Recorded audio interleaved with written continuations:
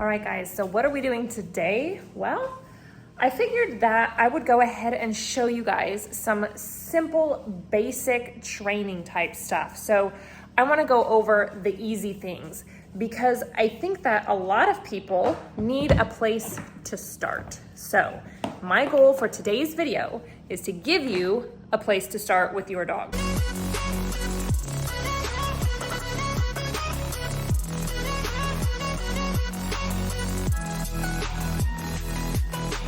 So anytime I'm teaching my dogs a new behavior, I use positive reinforcement, which means that I break out treats or typically their kibble, especially if I'm working with a puppy, they're gonna be working for their food. Riot has moved on beyond his kibble. I actually don't make him work for his meals anymore. He still will, honestly, he would still work for kibble, but if I'm gonna be teaching him a new behavior, I wanna bring out a really high value reward, so I go for beef liver treats. That's definitely gonna keep him engaged in this session because I have a feeling that he might get kind of bored here of doing these basic obedience things. But I do just want to start this video by showing you some of the basic things that he does know and understand and what they look like. And then I'm going to break down how you start teaching those commands to give you a place to start. So make sure that you like and bookmark this video so that you can refer back to it. And let's go ahead and show you some of the things that Riot knows, and then I'm going to show you how to get started yourself. Good. All right, so let's start with the heel. Riot is definitely to a place where I'm able to just use subtle body language to get my dog into a nice heel, and that looks like this, heel. Perfect, right? That's great. So you might be wondering, oops, we dropped one. You might be wondering, how the heck do you get to that point? Like, where do you even start? Well, that's what this video is about. So let's show you the beginning parts of how to break this down and teach a nice heel. So the first thing that you want to do is make sure that you've got a treat in your left hand, and you are going to start by luring your dog using his nose. So make sure that your dog understands, just bring that treat to his nose, make sure he understands that you have something that he wants in your hand. You're going to hold your treat just like this.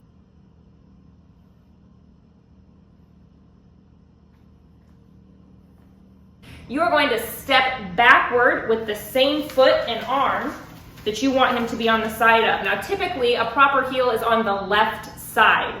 Everybody's always going to have you heel your dog to the left. So let's see that again from the side. I have my treat here. I'm going to bring it to my dog's nose so he knows that I have something he wants. Okay? I'm going to step back with the same hand, bring my dog around, just like that. So I'm using a technique called luring. And then positive reinforcement means he gets paid, so he gets that treat right at the end. Good boy, good boy. So here it is with Storm. Heel. Good girl. But just like Riot, it started off exactly the same way, with luring and stepping back with that same hand and bringing her into position. Same exact way, just looks a little different with a different dog. Wanted to show you guys the difference. Good girl, Storm. Good girl, yeah. So here I am with Fury, who actually has a tendency to raise her bottom when she's at a heel. So I just use my foot to provide a little pressure to her back end to keep her in position. And I suspect that this is actually my fault because Fury is actually a very small Malinois. She's very tiny in stature. And so I think that I was rewarding her too high, which would cause her to lift her bottom. So this is actually something that I'm having to make up for. This is why luring and position and remembering that your hands are targets is super, super important. So once you're ready to progress past all of that body language, you want to start working on your dog's rear end awareness. So you want him to actually use his rear end to pivot himself into you.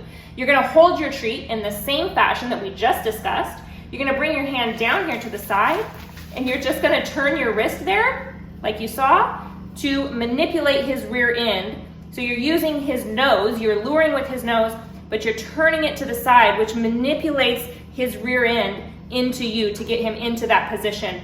Let's see what it looks like again. Okay, so again,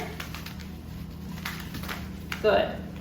Turning your hand just makes the dog pivot his back end into you. And you'll do that, you'll pivot your back end, your hand, until his back end is pivoted into where you want, which is nice and square and evened off with your body, and then that's when he gets his paycheck. He's a good boy.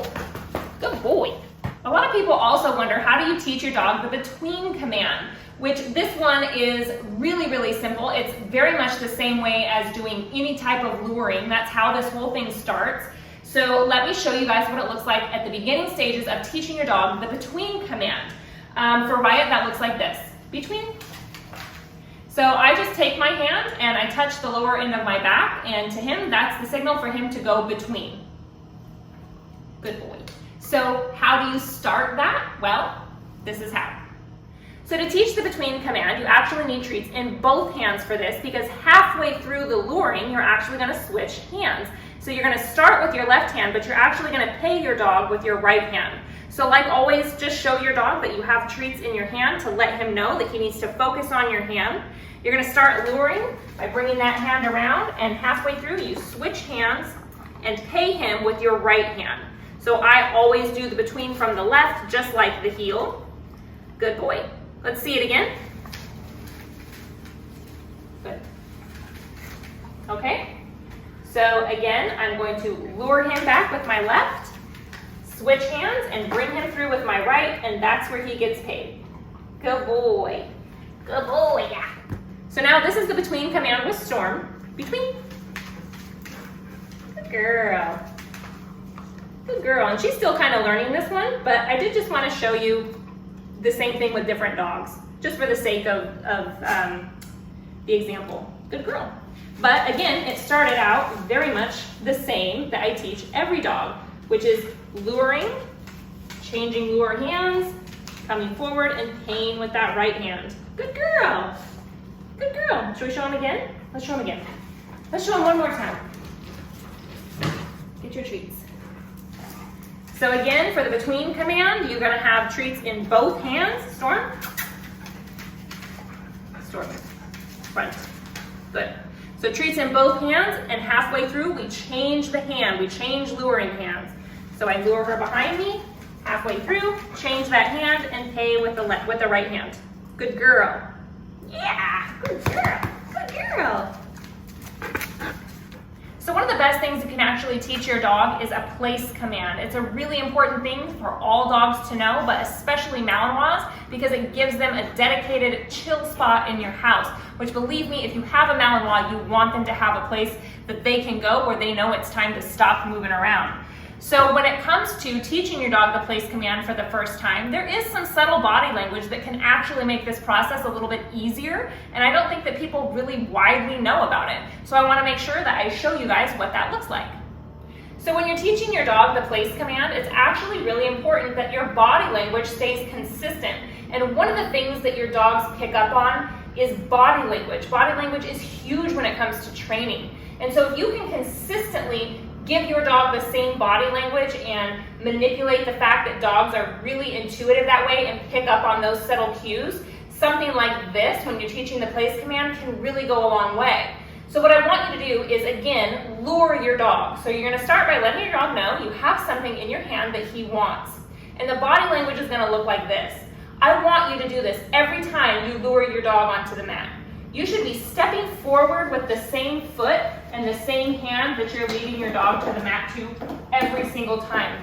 And I know that that doesn't really seem like a very big deal, but I promise you, you will see measurable gains in the amount of time that it takes your dog to understand where you're trying to get him to go if you use that body language. So again, let's see what that looks like. Use the same hand and the same leg to give that cue, that body language, that that's where you want your dog to go. So you're always stepping forward this way if your dog is on this side of you, and likewise, right?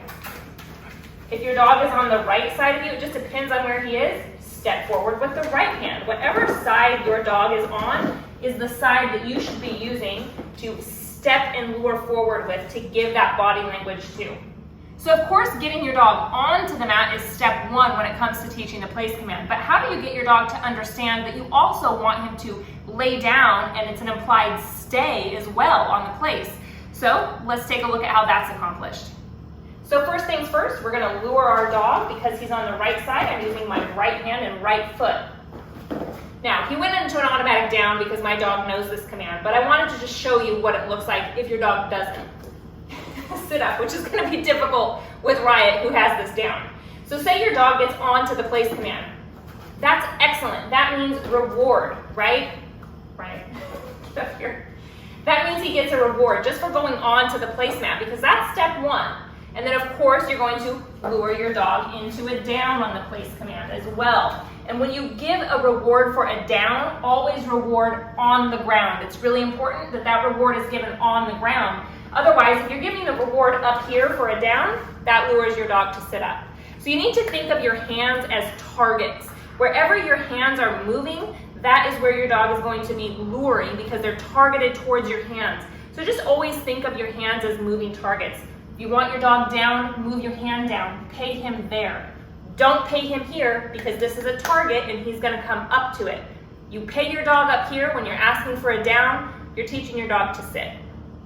So also remember that when you do get your dog onto the mat and you lure him into a down, don't say the word down, even if your dog understands that, because this is not what you're teaching him. What you're teaching him is place. So when he comes to the mat and you want him to go down into a down, you say place, place. And he will start to make the connection that place means to come onto this bed and lay down. It's not just touch the bed, it's not come sit on the bed, it's come to the bed and lay down. That's what place means. So we're not going to teach our dog to come to the bed and then tell him to lay down. We don't want to do all that. We just want to say place. And your dog understand that place means go lay down on my bed. And that's how you do that.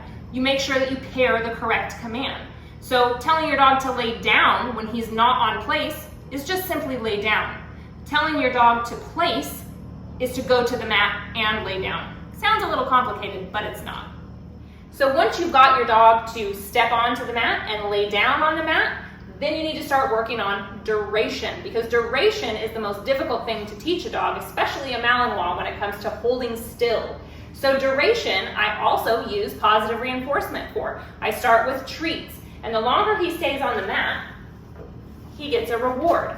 And eventually, I'm going to start stepping further and further away from my dog.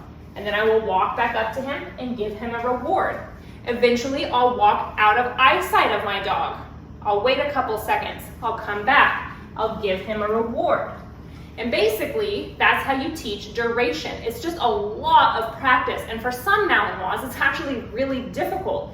So this is something that is really, really important that you start as a young puppy if you can. You. Ladies. Good girl. Good girl. Working on that duration. And again, Storm is still a puppy, so this is something that Storm is still working on duration for her. Good girl. Which just means that I increase that duration more and more.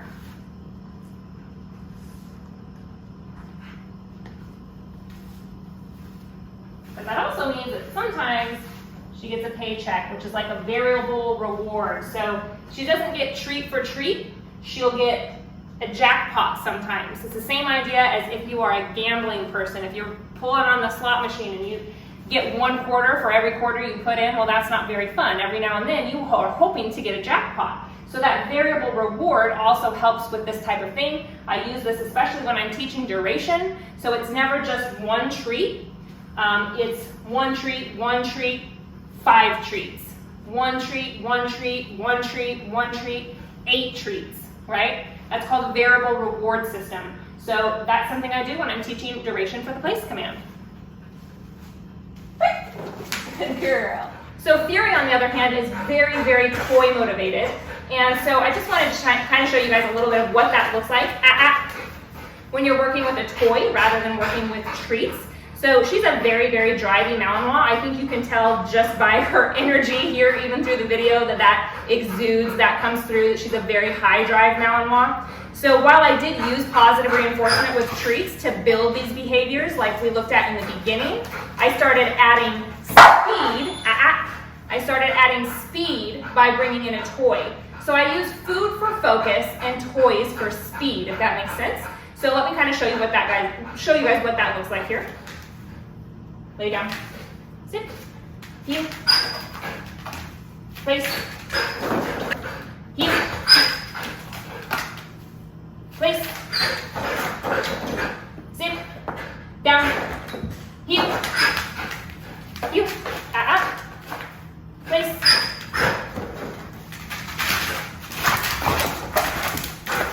Oh. Rip her fucking arm out of socket. Good girl. Good girl. Good. Done. You're crazy. You know how crazy you are? Place.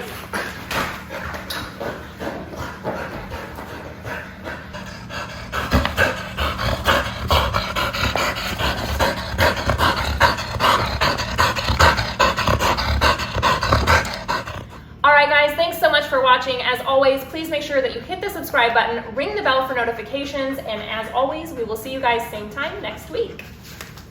Are you tired now? Are you tired?